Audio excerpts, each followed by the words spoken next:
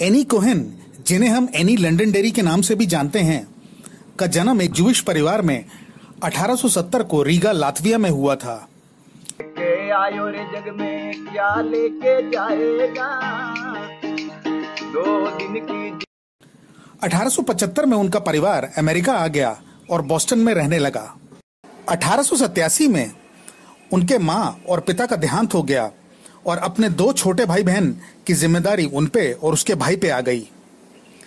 1888 में एनी ने साइमन कोपचोफ्स्की से शादी कर ली और उनके 3 बच्चे हुए। एनी इस समय बॉस्टन के अखबारों के लिए एडवर्टाइजमेंट का स्पेस बेचा करती थी।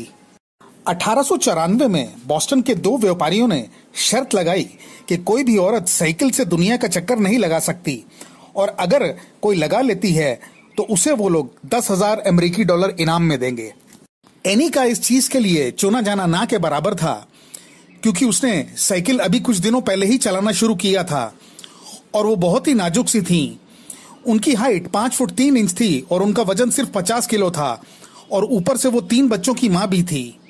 उन दिनों में साइकिल नए नए आए थे और काफी पॉपुलर थे और औरतें भी उसे चलाती थीं। मेन बात यह थी कि साइकिल के आ जाने से औरतों का फैशन भी बदल रहा था। जैसे अब वो लंबी स्कर्ट पहनने की बजाय ब्लूमर्स पहनने लग गई थीं।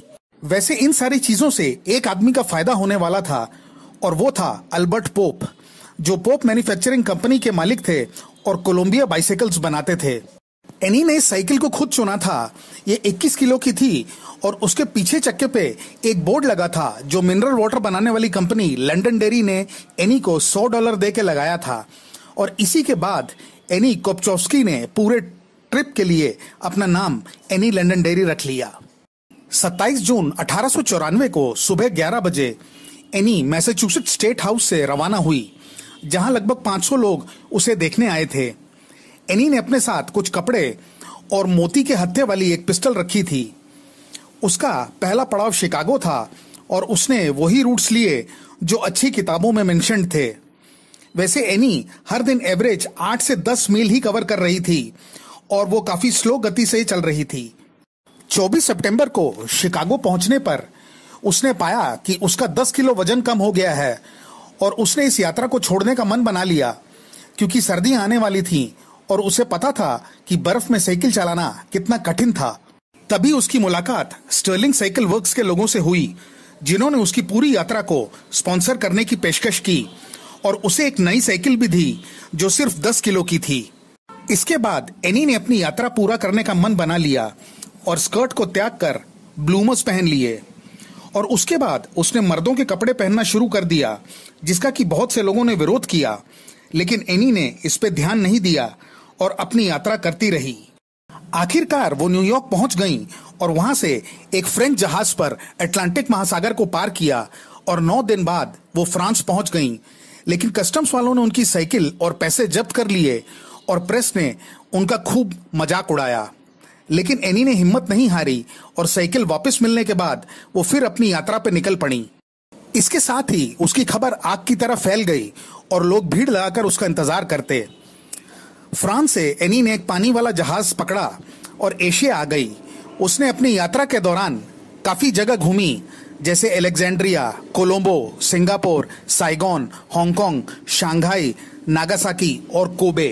वो एक बहुत ही अच्छी स्टोरी टेलर थी और अपनी एडवर्टाइजमेंट करना जानती थी।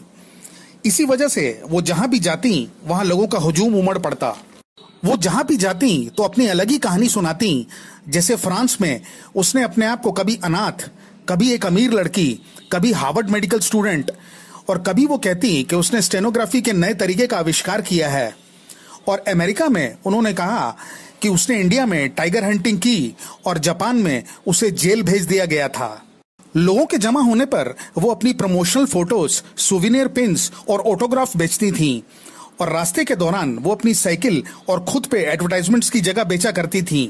जैसे उनके टायर्स पे परफ्यूम के एड्स लग जाते थे और अपने शरीर पे वो रिबन्स बांध लेती थीं जिसपे एडवर्टाइजमेंट्स लिखी होती थीं। 9 मार्च 1895 को एनी योकोहामा से अमेरिका के लिए चली और 25 मार्च को वो सैन फ्रांसिस्को पहुंच गईं। वहां से वो साइकिल चला के लॉस एंजलिस पहुंची। आयोवा में वो एक सुअरों के झुंड से टकरा गई थीं और उनकी कलाई टूट गई और उन्हें अपनी बाकी यात्रा प्लास्टर लगाकर ही करनी पड़ी। 12 सितंबर 1895 को वो शिकागो पहुंची और अपनी इनाम के $10,000 उन्हें दिए गए और उन्होंने ये यात्रा 14 दिन कम में पूरी की। इसके बाद वो वापस अपने घर बॉस्टन आ गईं और कुछ ही समय बाद न्यूयॉर्क शिफ्ट हो गईं, जहां उन्होंने पत्रकारिता शुरू कर दी और पेपर में अपने किस्से लिखने शुरू कर दिए। उनके पहले लेख की शुरुआत उन्होंने ये लिखकर की कि वो एक आधुनिक औरत हैं और कोई भी काम कर सकती हैं जो आदमी कर सकता है। न्यूयॉर्क टाइम्स ने उनपे एक लेख लिखा जिसका शीर्षक था एक औरत द्वारा की गई एक अद्भुत यात्रा। 1947 में एनी की मृत्यु हो गई और वो एक बेनाम मौत थी और किसी को कुछ पता ही नहीं चला। 2007 में उनके पड़पोते ने उनपे एक किताब लिखी। 2013 में गिलियम क्लेम्पनर ने एनी पे एक 26 मिनट की डॉक्यूमेंट्री बनाई जिसे बेस्ट डॉक्यूमेंट्री का अवार्ड मिला। 2019 में न्यूयॉर्क टाइम्स ने एक पेज निकाला जिसमें ऐसे लोगों को श्रद्धांजलि दी गई जिन्हें भुला दिया या अनदेखा कर दिया था। उसमें एनी लंडन डेयरी का नाम प्रमुखता से छापा गया। धन्यवाद। के आयो रे जग में क्या लेके जाएगा, 2 दिन की जिंदगी।